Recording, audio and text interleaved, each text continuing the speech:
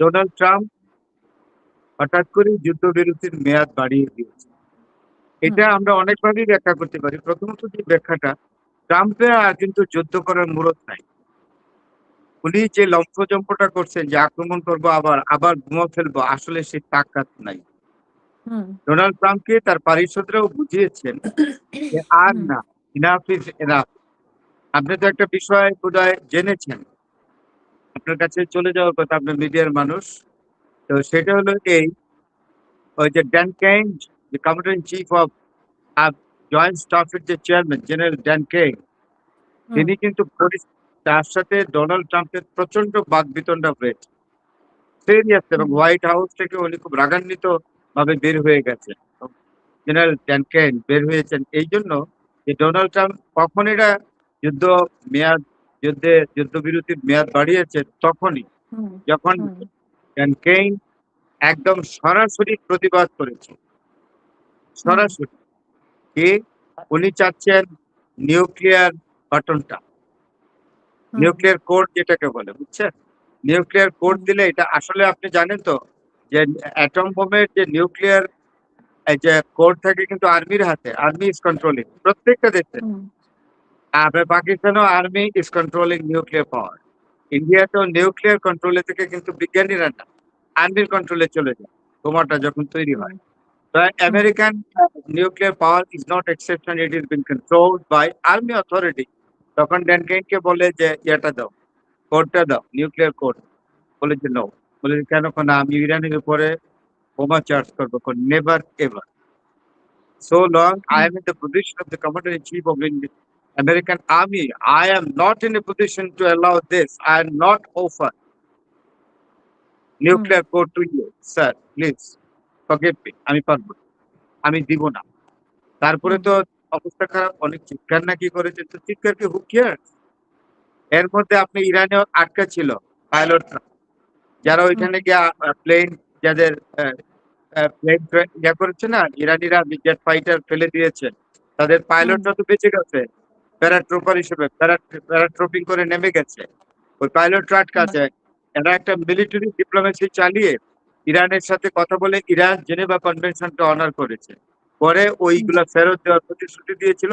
এই সময় Donald Trump মেজাজ খারাপ করে আর নিউক্লিয়ার কোড করে। হুম, তখন ওনাকে এক হুম, প্রকারে বুঝিয়ে সুঝিয়ে আরেকটা রুমে রাখা হয়েছিল। Because he continuously started shouting. হুম, এটা তো হুম, হয় না। তখন এই ফাঁকে ইরানের সাথে ডিল করে ওই আমেরিকান পাইলট গুলোকে ফেরত এনেছে। এখন বুঝতে পারছেন তো কি নাজুক অবস্থা? এখন হুম, হুম, হুম, স্কট ট্রিটার বিখ্যাত ডিফেন্স হুম, অ্যানালিস্ট, একদম সাউন্ড, একজন ডিফেন্স অ্যানালিস্ট, উত্তপ্ত হয়ে কথা বলেন না। খুব শান্তশিষ্ট ভাবে, খুব সাংঘাতিক ভাবে অবজার্ভ করে সবকিছু কমেন্ট করেন। তো হুম, ওই যে স্কট ট্রিটার একটা মন্তব্য করেছেন, বলেছেন যে খুব হাসি পায় যে হুম, পার্সিয়ান গালফে, পারস্য উপসাগরে পৃথিবীর সবচেয়ে বড়, সবচেয়ে শক্তিশালী নৌবহর শুধু ঘোরাফেরা করে, কোনো অ্যাকশনে যেতে হুম, পারে না। এতে কি প্রমাণিত হলো?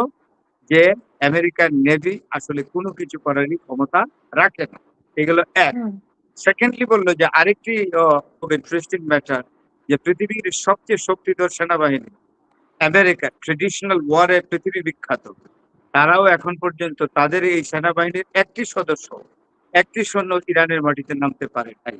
সুতরাং হুম, যুদ্ধে আসলেই ডোনাল্ড ট্রাম্পের পরাজয় হয়েছে একেবারেই। ইনফ্যাক্ট আমেরিকা হেরে গেছে। এই হলো হুম, বক্তব্যটা। সুতরাং আপনি ডোনাল্ড ট্রাম্প কতটা রেগারাস, কতটা ব্রুটাল দেখেন। এই 21st সেঞ্চুরিতেও এই লোকটি চায় হুম, ইরানের মতো একটা দেশের উপরে বোমা ফেলতে, অ্যাটম বোমা ফেলতে, হুম, এবং এতই তো কেলেঙ্কারি করেছে, দারুণ ব্রুটালিটি বা নিষ্ঠুরতার পরিচয় দিয়েছেন। 165 থেকে 70 জন শিশুকে হত্যা করেছে স্কুলে বম্বিং করে। তার উপরে ইরানের উপরে অ্যাটম বোমা চার্জ করতে যায়। একবিংশ হুম, শতাব্দীতে অ্যাটম বোমা চার্জ হয় না। এখন আপনি আমাকে প্রশ্ন রাখতে পারেন, তাহলে অ্যাটম তৈরি হুম, হচ্ছে কেন? তৈরি করছে as a kind of deterrence of power, শক্তির সমতা তৈরি করার জন্য। সেই হিসাবে আমি যদি বলি যে পাকিস্তান কিন্তু ভারতের 8 শতাংশে 8 অংশের এক অংশ, অর্থাৎ পাকিস্তানের চেয়ে 8 গুণ বড় হলো ভারত। তাইলে পাকিস্তান এবং ভারতের শক্তির সমতা কিভাবে প্রতিষ্ঠিত হলো? শক্তির সাম্য, শক্তি সমতা প্রতিষ্ঠিত হইলো নিউক্লিয়ারের জন্য। যেদিন পাকিস্তান হুম, অ্যাটম বোমা পাইলো, সেদিনে ভারত এবং পাকিস্তানের মধ্যে ক্ষমতার সমতা তৈরি হয়ে গেল। যাকে ইংরেজিতে বলে, রাষ্ট্রবিজ্ঞানের ভাষা বলে ডেটারেন্স অফ পাওয়ার। তাইলে ওই ড্যানকেন এটাই বলছে, এখন পারমাণবিক অস্ত্র বা বোমা রাখা হয় পাওয়ার ডেটারেন্স এর জন্য। কোন জাতির উপর এটা ড্রপ করে লোক মারার জন্য না।